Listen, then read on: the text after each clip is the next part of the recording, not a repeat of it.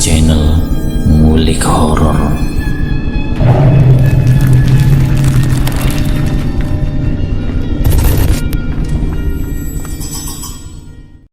Assalamualaikum warahmatullahi wabarakatuh. Kembali lagi di channel Ngulik Horor. Channel ini menceritakan tentang kisah-kisah misteri. Kali ini saya akan membawakan kisah misteri yang ditulis oleh @gundul silir. Kalian juga dapat mengunjungi tweet beliau langsung ya. Nanti link saya akan sediakan di kolom deskripsinya. Oh ya, di dalam cerita ini nama dan tempatnya disamarkan semua untuk menjaga privasi pihak yang terlibat di dalamnya.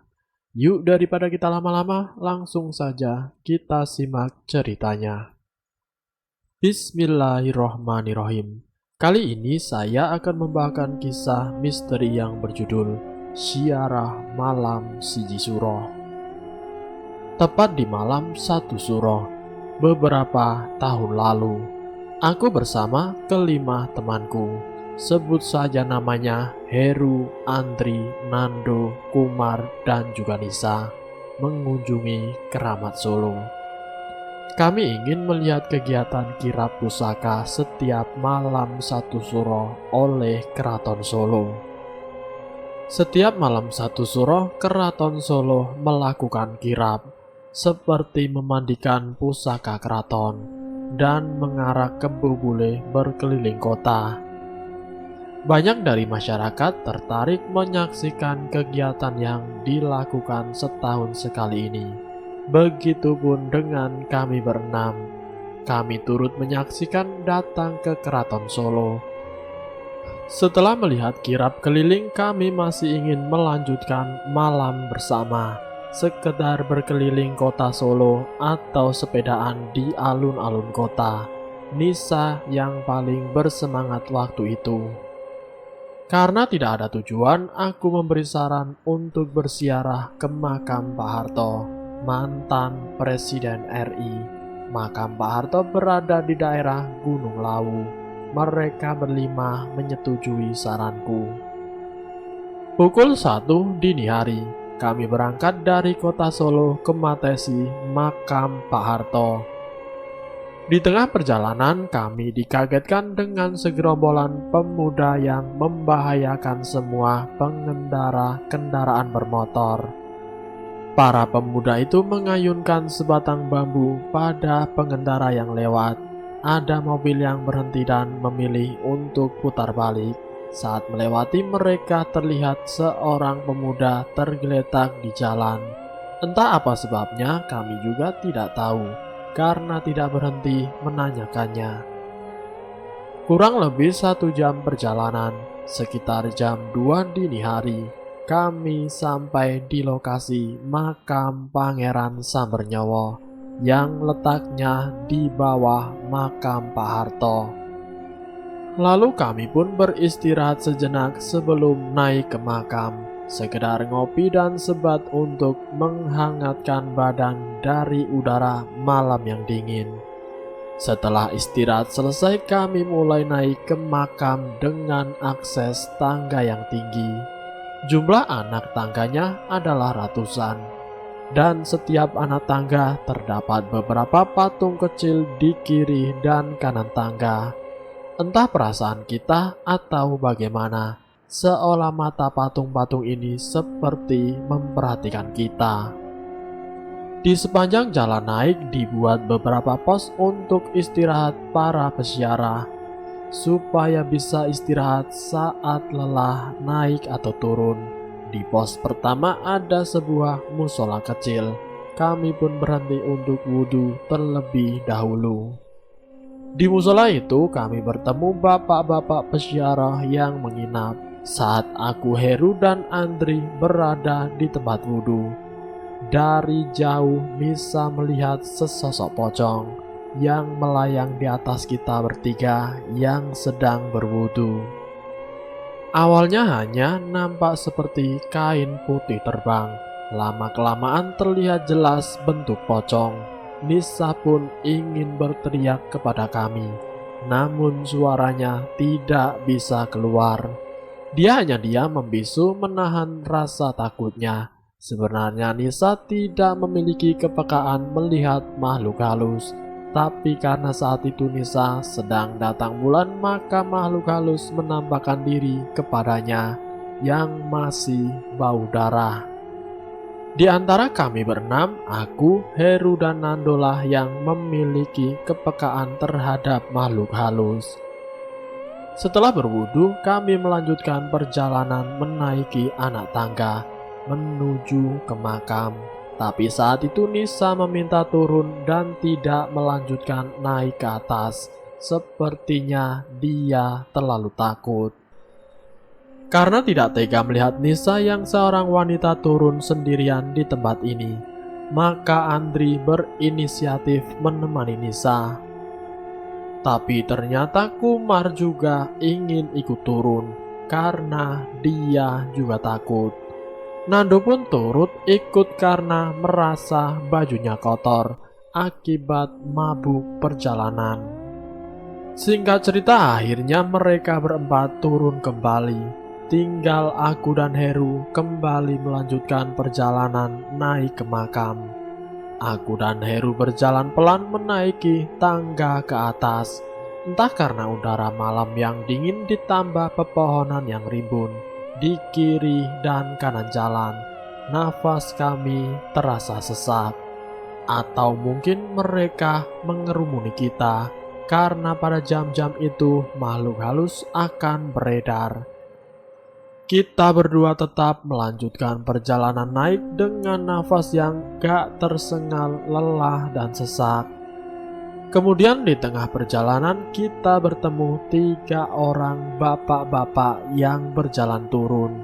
Aku pun mencoba menyapa mereka yang lebih tua, tapi mereka tidak menjawab sapaanku dan hanya melirik kami dengan tatapan aneh. Aku dan Heru hanya berlalu ke atas melewati bapak-bapak tadi. Kemudian akhirnya kami sampai juga di gapura atas. Tiba-tiba tercium bau sangat harum seperti wangi 1000 bunga. Di sana kita bertemu beberapa peziarah lainnya yang berasal dari Klaten yang sedang istirahat di pondok tersebut. Kita sedikit berbincang-bincang dengan para peziarah itu. Tidak terasa waktu sudah pukul 3 pagi. Para peziarah menanyakan kami segera ke makam untuk berziarah sebelum waktu subuh. Lalu kita pun mendengarkan saran mereka dan segera berpamitan untuk menuju ke makam yang letaknya di atas pondok itu. Sesaat memulai lagi menaiki anak tangga itu, kita urungkan sejenak langkah kaki kita karena melihat seorang wanita tua digandeng seorang pemuda akan turun dari makam. Lalu kita pun memberi jalan terlebih dahulu. Wanita tua itu berjalan turun dan tiba-tiba berhenti di depan aku dan Heru, dan kemudian ia bertanya kepadaku, "Kamu asalnya dari mana, Nak?" tanya wanita tua itu. "Kami dari Sragen, Bu," jawabku. "Sudah berapa kali kalian kesini?" tanya ibu tua itu lagi. "Sudah yang kedua kali ini, Bu," jawabku singkat. "Oh, begitu. Pada mau ziarah toh ini? Silakan naik. Berdoa yang benar ya, Nak. Semoga doanya diterima.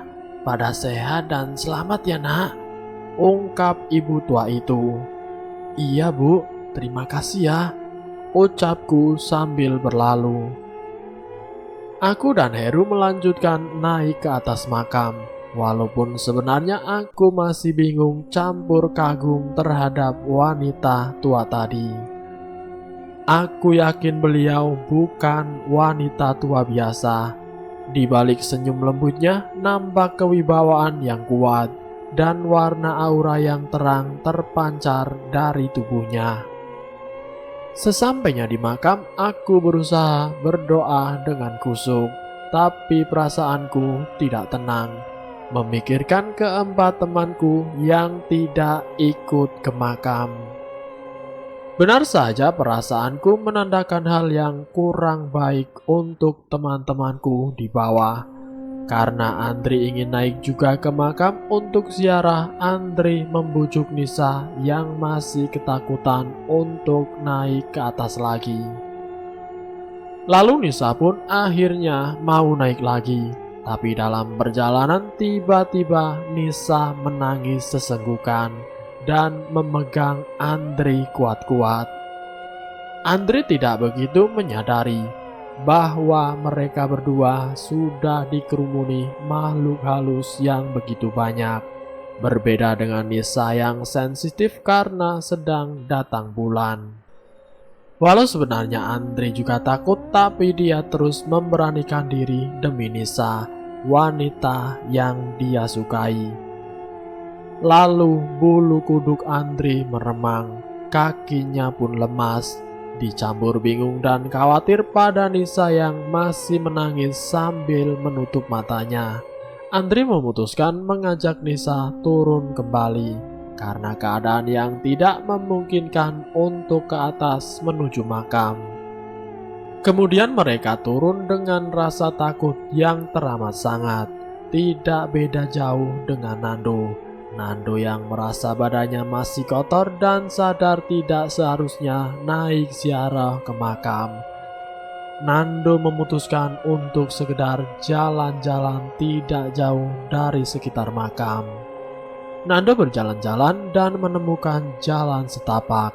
Karena penasaran, dia mengikuti jalan setapak tadi dan menemukan gerbang putih yang sudah tertutup semak serta tanaman rambat. Nando mengintip dari balik pintu gerbang besi tua itu. Dia melihat sebuah rumah tua beranyaman bambu dan beratap daun belarak atau daun kelapa. Karena tidak akses untuk masuk, Nando berjalan turun lagi ke parkiran menemui Kumar yang tidur. Kembali aku dan juga Heru. Setelah selesai berdoa, kita segera turun karena sudah ditunggu teman-teman yang lain. Kami pun merasa saat berjalan turun menyusuri anak tangga, seperti tiada beban, terasa seperti terbang dan tidak merasakan lelah sedikit pun, mungkin saja karena arah turun. Tepat di azan sholat subuh, kami berenam sudah berkumpul di parkiran. Pada saat itu juga Nisa langsung menceritakan apa yang dilihatnya kepada kami semua. Nisa mengatakan melihat pocong di tempat wudhu tadi. Nisa juga memberitahukan makhluk apa saja yang mengerumuni dia dan Andri saat naik kembali. Waktu itu Nisa melihat beberapa makhluk halus, seperti genderuwo sampai makhluk hitam tinggi besar setinggi pohon kelapa, serta melihat sebuah makam yang besar dan panjang di sisi kiri arah jurang. Nando pun juga tidak mau kalah. Dia menceritakan rumah anyaman bambu yang ia lihat. Karena penasaran dengan perkataan Nando, kami mengecek tempat yang dimaksudnya. Tapi kami tidak menemukan jalan setapaknya, apalagi rumah. Aku pun juga sempat bertanya kepada mereka berempat, apakah mereka melihat ketiga bapak-bapak yang kami sapa sebelumnya turun. Tapi tidak ada yang melihat ketiga bapak itu turun. Padahal Andri dan Nisa sempat naik lagi walau berhenti setengah jalan. Setelah saling bercerita, kami segera bersiap untuk pulang pukul 6 pagi. Kami memutuskan tidak jadi ke makam Pak Harto karena petugas penjaga makamnya belum datang, sehingga kami tidak bisa masuk. Kemudian kami semua pulang dengan selamat, dengan rasa penasaran dengan banyak kejadian di makam. Malam hari setelah dari makam, kami berenam bermimpi yang sama. mimpi kembali lagi ke makam itu, yang seolah-olah ada yang meminta datang lagi ke makam itu. Karena penasaran dengan rumah yang dikatakan Nando, aku sempat mencari tahu.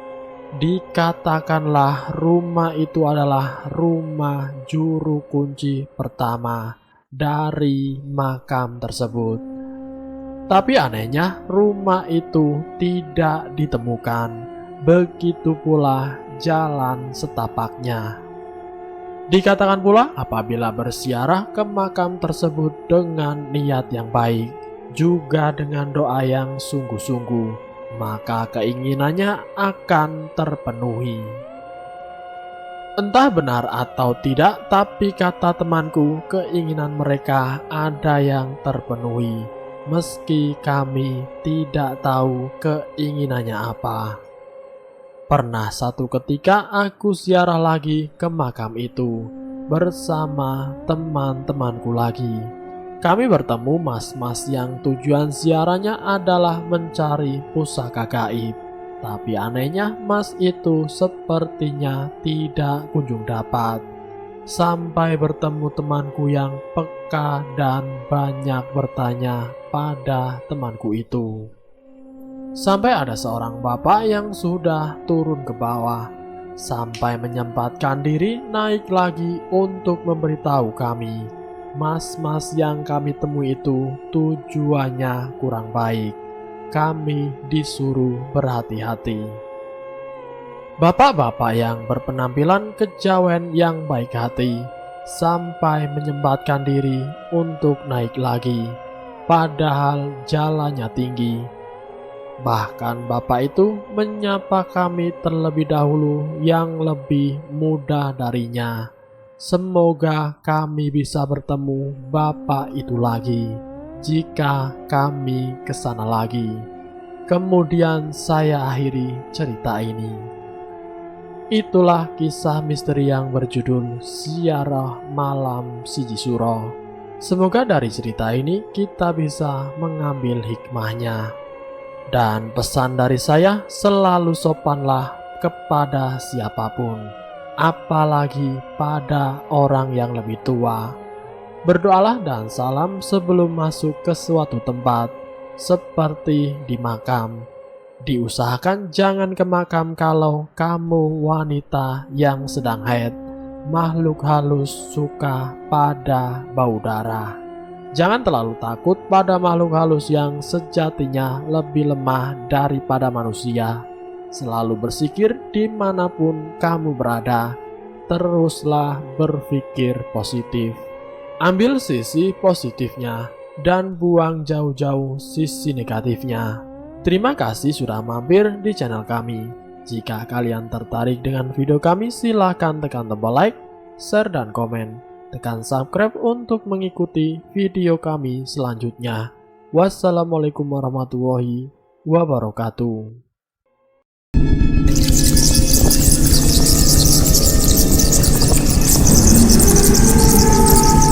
Selamat datang di channel Ngulik Horor.